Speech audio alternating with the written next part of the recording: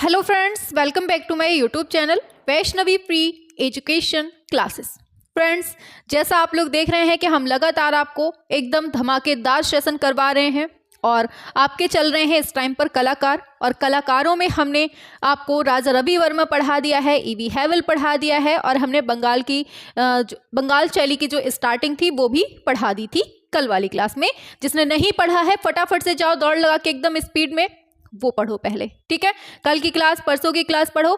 आज हमें पढ़ना है क्या? अवनींद्रनाथ टैगोर को पढ़ना है। कहाँ से कैसे बंगाल शैली की स्टार्टिंग होती है वो सारी चीजें हमने आपको पहले थोड़ा सा हल्का सा बताया था। आज हम हर चीज आगे की बताएंगे। अवनींद्रनाथ टैगोर से संबंधित जितने फैक्ट बन सकते हैं सारे फैक्ट आज हम लोग पूरे पढ़ेंगे। तो जल्दी से रेडी हो जाइए क्लास करने के लिए, ताकि अपनी क्लास का वो सेशन स्टार्ट करें जो एग्जाम में बिल्कुल से अपनी मुहर लगाएगा, ठीक है। तो चलिए स्टार्ट करते हैं अवनींद्रनाथ टैगोर को और सिलेक्शन में एक कदम और आगे बढ़ जाते हैं। चलिए बढ़ते हैं आगे। और हाँ, एक चीज और, क्लास अगर पसंद आए ना तो लास्ट में कमेंट बॉक्स पे आप सभी का कमेंट हमें चाहिए कि क्लास कैसी लगी, आपको मजा आया कि नहीं आया। क्योंकि ये जो है ना, ये जो टॉपिक चल रहा है इस टाइम पे, जो क्लासें चल रही हैं इस टाइम पे, वो ऐसी क्लासें चल रही हैं जो आपको उस पीडीएफ में आपका नाम ढूंढ कर देगा, जिस पीडीएफ में नाम के लिए आप लोग इतने दिनों से मेहनत कर रहे हैं, इतने दिनों से तैयारी कर रहे हैं। तो तैयार हो जाइए उस पीडीएफ में अपना एक बार नाम देखने के लिए सिलेक्टेड बच्चों की लिस्ट में। चलिए शुरू करते हैं, अपनी क्लास को आगे बढ़ाते हैं। आ जाइए, अवनींद्रनाथ टैगोर पढ़ते हैं।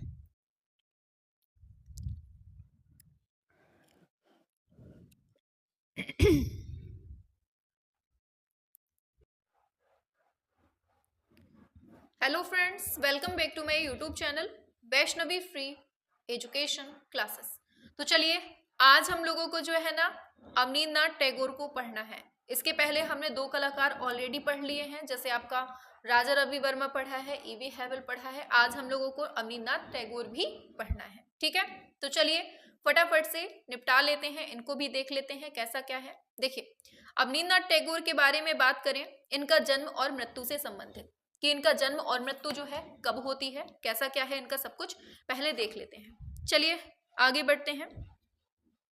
एक बार एक काम करिए, क्लास को शेयर कर दीजिए सभी तक। पहले क्लास को एक बार शेयर कर दीजिए ताकि सभी बच्चे जो हैं क्लास से जुड़ सके। देखिए, आपको अगर हम क्लास दे रहे हैं, बहुत अच्छी क्लास दे रहे हैं, आप लोग खुद जान रहे हैं, ठीक है।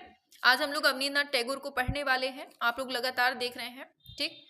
तो आप लोग एक बार क्लास को शेयर जरूर कर दिया करिए, ठीक है। और लास्ट में कमेंट में बताया जरूर करिए कि क्लास आपको कैसी लगती है, क्योंकि आप लोग देखते हैं कि बहुत मेहनत लगती है बोलने में भी, और मतलब कि सबसे मेन चीज होती है मोबाइल के सामने बैठना, आंखें बहुत ज्यादा डिस्टर्ब होने लगती हैं कभी कभी, ठीक है। तो मेहनत थोड़ा सा देखा करिए, नीचे कमेंट बॉक्स पे बताया जरूर करिए क्लास कैसी लगी। चलिए शुरू करते हैं। देखिए, अवनींद्रनाथ टैगोर के बारे में सबसे पहले देखें जन्म और मृत्यु के बारे में।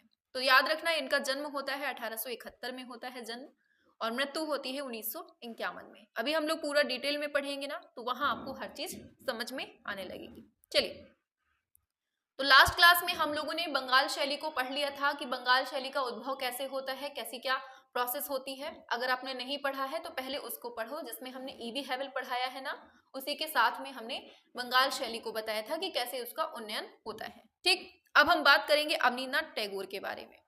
तो यहाँ दिया है, अवनींद्रनाथ टैगोर भारतीय एवं पाश्चात्य कला की एक ऐसी कड़ी थे जिन्होंने भारतीय कला को विदेशी दास्ता से मुक्त कराकर एक नवीन मार्ग प्रदान किया। लाइन बन गई, क्वेश्चन बन गया आपका।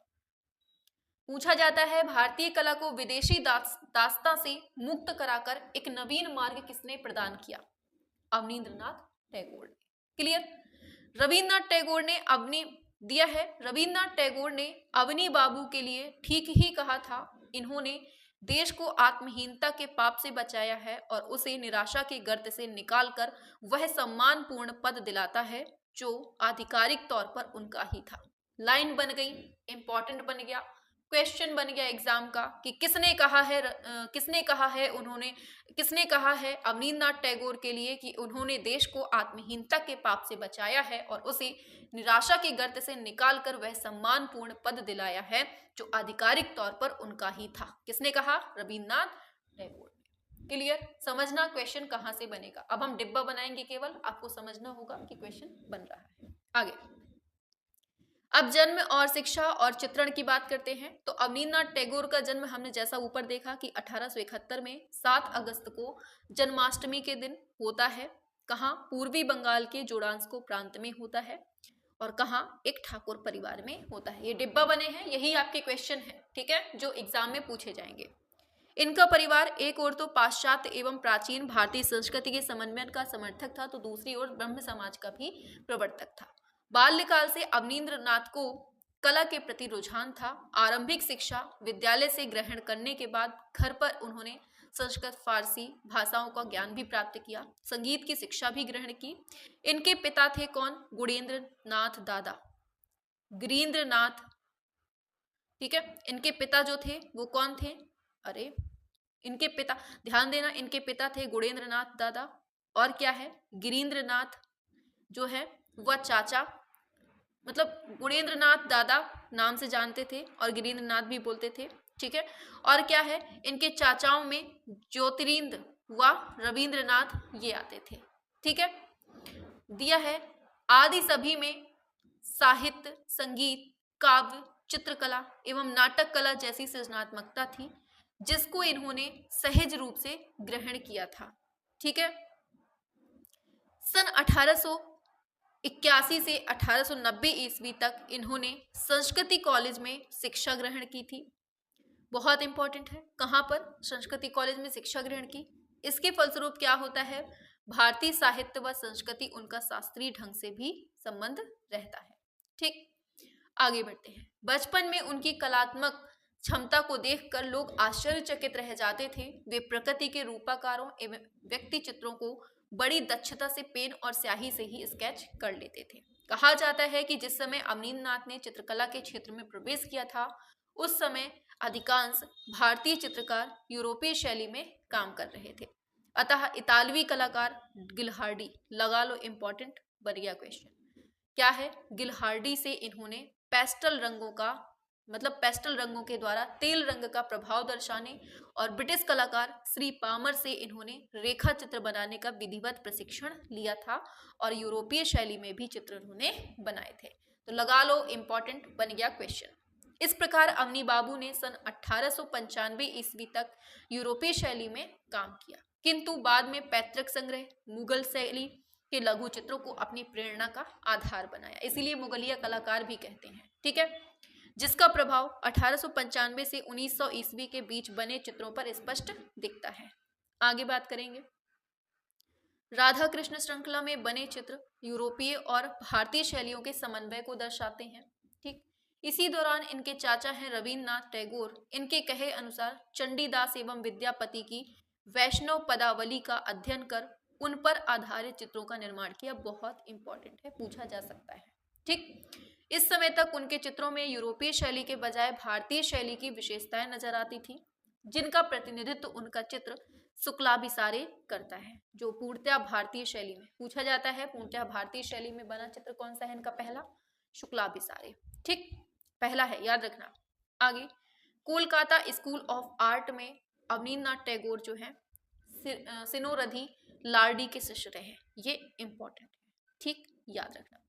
यही उनकी मुलाकात बंगाल आर्ट्स स्कूल के प्रधानाचार्य ईवी हेबल से होती है। इसके उपरांत ही उनके कार्य में तटस्थता दिखने लगती है। उनकी प्रेरणा से ही अवनी बाबू ने, हमने आपको ईवी हेबल पीछे पढ़ाया कि पूरा कला का इतिहास के बारे में ईवी हेबल ने अपना पूरा लेख भी प्रकाशित करवाए थे, ग्रंथ पुस्तकें, बहुत सारी चीजें इन्होंने प्रकाशित करी। तो कला का इतिहास के बारे में बिल्कुल से जो ईवी हेबल थे ना, एटम बॉम्ब थे, ठीक।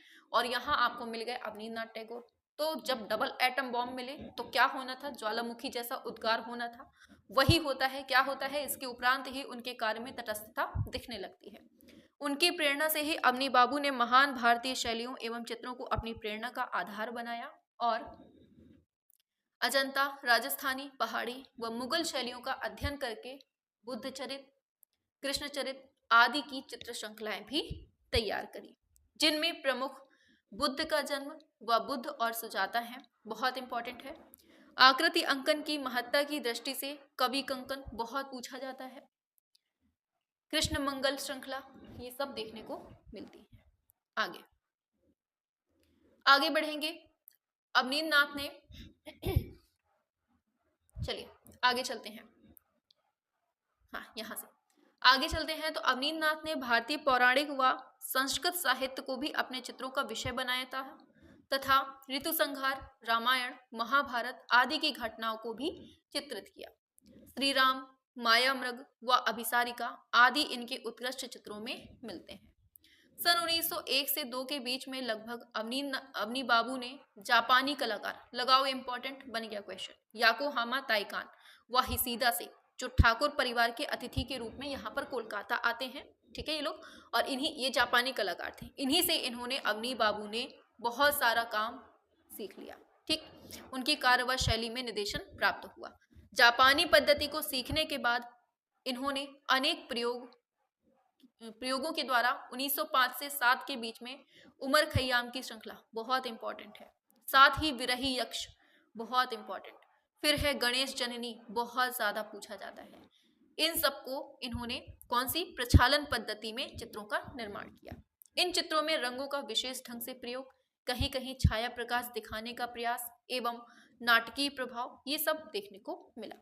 इस प्रकार स्वदेशी विदेशी कला संबंध, एक सेकेंड, इस प्रकार पहले हम लोगों ने देखा था कि ये केवल भारतीय शैली में ही काम किए, लेकिन जब इनको जापानी कलाकार का सहयोग प्राप्त हुआ ना, तो इन्होंने मिक्सचर स्टार्ट कर दिया, मतलब भारतीय शैली का भी और जो आपकी जापानी या विदेशी शैली है एक तरह से, तो इनका मिक्सचर करके चित्र बनाना शुरू कर दिया। मतलब स्वदेशी और विदेशी कला सामंजस्य से एक नवीन वॉश पद्धति का प्रारंभ कर दिया, और यहीं से आपकी बंगाल शैली की नींव पड़ जाती है। उपरोक्त नए प्रयोगों के साथ साथ इन्होंने परंपरागत भारतीय शैली में भी चित्रण गतिमान रखा। आगे अवनींद्रनाथ ने अन्य भारतीय कलाकारों के साथ अजंता, बाघ, एलोरा आदि की यात्रा की और अजंता के उत्कृष्ट चित्रों की अनुकृतियां भी बनाई। सन 1901 से 5 के बीच में इसके बने चित्रों में बिल्डिंग ऑफ ताज, बहुत इंपॉर्टेंट, शाहजहां का अंतिम दिन, मुगल संयोजन, रंगों का अलंकरण को प्रस्तुत करता है। सन 1905 ईस्वी में बंगाल विभाजन के विरुद्ध हुए आंदोलन से प्रेरित होकर भारत माता शीर्षक एक अद्भुत चित्र को भी इन्होंने चित्रित किया, और ये लोक कला के प्रति भी आकृष्ट हुए, जिसमें इन्होंने प्रभावपूर्ण रेखांकन एवं पारंपरिक विशुद्ध रंगों को अधिक महत्ता दी हुई थी। और फिर क्या है कि हालांकि इन चित्रों में स्वाभाविकता की कमी है, इस प्रकार के चित्रों में कृष्ण द्वारा केशु, अश्व एवं राक्षस वध, ये सब उत्तम देखने को मिलते हैं। क्लियर हुआ? इस प्रकार अवनींद्रनाथ कला के माध्यम से जीवन व समाज के सभी पक्षों से जुड़े रहे। साहित्यिक, पौराणिक व धार्मिक विषयों के साथ साथ इन्होंने दृश्य चित्र, पशु पक्षियों के चित्र, व्यक्ति चित्र, दैनिक जीवन से संबंधित चित्र भी बनाए, जिसमें से भिक्षा, गजरी, सूर्य पूजा, बंगाली रंगमंच के अभिनेता और अभिनेत्रियों के भी इन्होंने चित्र बनाए हुए हैं। आगे बढ़ेंगे तो सन 1920 से 26 के बीच में 1920 से 26 के दौरान जो है क्या होता है कि इनकी कला में नवीन परिवर्तन आते हैं। अपने पेस्टल रंगों के द्वारा सशक्त प्रयोग भी किए, जिसमें व्यक्ति चित्रण प्रमुख रूप से देखने को मिलता है। गांधी, टैगोर, CF एंड्रूज, इनके भी व्यक्ति चित्र बनाए इन्होंने, ठीक। आलमगीर बहुत इंपॉर्टेंट है, नूरजहां, औरंगजेब आदि मतलब इनके टाइम के भी महत्वपूर्ण चित्र मिलते हैं। बाद के वर्षों में लैला मजनू श्रृंखला के पट चित्र, कभी कंकण बहुत पूछा जाता है, चंडीवा, कृष्ण मंगल, ये सब श्रृंखलाएं भी इन्होंने बनाई हुई हैं, ठीक है। ये बहुत इंपॉर्टेंट चीजें हैं, आपको ये याद रखनी है, ठीक है। सारी की सारी चीजें बहुत पूछी जाती हैं। सन 1941 ईस्वी में अपने चाचा कौन है? रविन्द्रनाथ टैगोर, इनके महाप्रयाण का चित्रण करने के बाद अपने तूलिका को लगभग त्याग दिया था। महाप्रयाण का चित्रण के बाद बंगाल की लोक प्रचलित कथाओं, रीति रिवाजों तथा उस क्षेत्र में गाई जाने वाली गीति कथाओं को आधार बनाकर भी इन्होंने चित्रों को बनाया हुआ। फिर बात करेंगे वृद्धावस्था की ओर बढ़ते हुए इन्होंने चित्रकला के साथ साथ अनुपयोगी वस्तुओं की अलंकृत कलात्मक चीजें बनाई, जिसमें अनेक प्रकार के मुखौटे हैं, कुटुम काटुम शैली में खिलौने, जिसमें पेड़ों की शाखाएं, पत्तियां आदि ये सब चीजें बनाई हुई हैं। ठीक है। अब नाटककार अवनी बाबू जो है ना, अवनींद्रनाथ टैगोर जो है, ये अवनी बाबू अभिनेता भी रहे। इन्होंने अपने विचित्र क्लब द्वारा, बहुत इंपॉर्टेंट है, विचित्र क्लब द्वारा आयोजित नाटकों में भी अभिनय किया। रविन्द्रनाथ टैगोर के नाटक डाकघर व फाल्गुनी आदि में भी सक्रियता से भाग लिया। साथ ही मंच निर्माण एवं सज्जा में उनकी दक्षता व कलात्मक सूझबूझ विलक्षण रही है। यह थी नाटककारिता की बात। अब शिष्य परंपरा को देख लीजिए। अवनींद्रनाथ टैगोर की शिष्य परंपरा अत्यंत समृद्ध मानी जाती है। उनके प्रमुख शिष्यों में असित कुमार हलदर, डीपी राय चौधरी, चुगताई, नंदलाल बोस, क्षितिन्द्रनाथ मजूमदार, शारदा उकील, ये आपको बिल्कुल से रट के रखना है, जो अपने जमाने के बड़े सिद्धस्त कलाकारों में गिने जाते हैं। ठीक है, बहुत इंपॉर्टेंट है। इस प्रकार इन्होंने विभिन्न शैलियों में काम करते हुए कथा विशेष, काव्य विशेष और विशिष्ट विचार से संबंधित चित्र भी बनाए हुए हैं। यथार्थवादी चित्रण के साथ साथ ये अलंकारिकता की ओर आकृष्ट भी हुए। आगे अब बात करते हैं यहाँ तारीफ होगी केवल। तो अवनींद्रनाथ टैगोर जो है एक अच्छे कलाकार होने के साथ साथ एक आदर्श शिक्षक, कला समालोचक, यहाँ से पूछा जा सकता है, शिक्षक भी थे, समालोचक भी थे, साहित्यकार, रंगमंच, अभिनेता, संगीतकार, शिल्पी, ये सभी विविध प्रतिभाओं के धनी थे। ठीक है। आगे बाल्यकाल से ही वे प्रायः चाचा रविन्द्रनाथ के गीतों के साथ राग बजाया करते थे और युवावस्था में इन्होंने साहित्य की अनेक विधाओं में सृजन भी किया हुआ है। कहानी संस्मरण, निबंध कला, सभी पर इन्होंने अपना अधिकार रखा। राज कहानी, शकुंतला, भूत प्रेत, देश आदि पुस्तकें जो है बच्चों के लिए बहुत इंपॉर्टेंट पूछा जाता है। बच्चों के लिए बंगाली भाषा में लिखी, जिसका अंग्रेजी, हिंदी, फ्रांसीसी भाषाओं में भी अनुवाद मिलता है। इसके साथ शिल्पायन, भारतीय शिल्पों व भारतीय सडंग आदि कला पुस्तकें बहुत पूछी जाती हैं। भारतीय शिल्प और भारतीय सडंग, ठीक याद रखना। राष्ट्रीय आंदोलन के बढ़ते प्रभाव के वातावरण में अवनी बाबू ने 1907 में अपने बड़े भाई गगनेंद्र नाथ के साथ मिलकर Indian society of oriental art, बहुत इंपॉर्टेंट है, इसकी स्थापना की। इसके द्वारा पूर्वी कला मूल्यों एवं आधुनिक भारतीय कला में नई चेतना भी जागृत की। आगे बढ़ेंगे तो आगे क्या है, सन 1942 में विश्व भारती पत्रिका ने उनकी कला पर एक विशेषांक निकाला। इसमें विदेशी समीक्षक मार्क्विस चैटलेड ने लिखा कि अवनींद्रनाथ की चित्रांकन प्रतिभा की प्रशंसा आज संपूर्ण यूरोप और अमेरिका में की जा रही है। वे भारत में एक ऐसे आंदोलन के प्रतिष्ठाता हैं जो कला के क्षेत्र में अनुकरण का विरोधी है और देशी कला में सर्वोत्तम प्रयोग का हामी है। ये लाइन इंपॉर्टेंट है। सन 1905 से 11 तक अवनींद्रनाथ टैगोर कोलकाता आर्ट स्कूल के आचार्य बने और फिर यहीं पर प्रधानाचार्य बने। अब देखो मृत्यु की बात करें। आधुनिक भारतीय चित्रकला के अग्रणी एवं नवीन शैली के प्रणेता कौन? अवनींद्रनाथ टैगोर की बात हो रही है। इनका देहांत 5 दिसंबर 1951 ईस्वी में होता है। जीवन पर्यंत अपने कलात्मक प्रयोगों व रचनाओं के द्वारा भारतीय कला व संस्कृति को दिया उनका विशेष योगदान कला जगत में अविस्मरणीय मिलता है।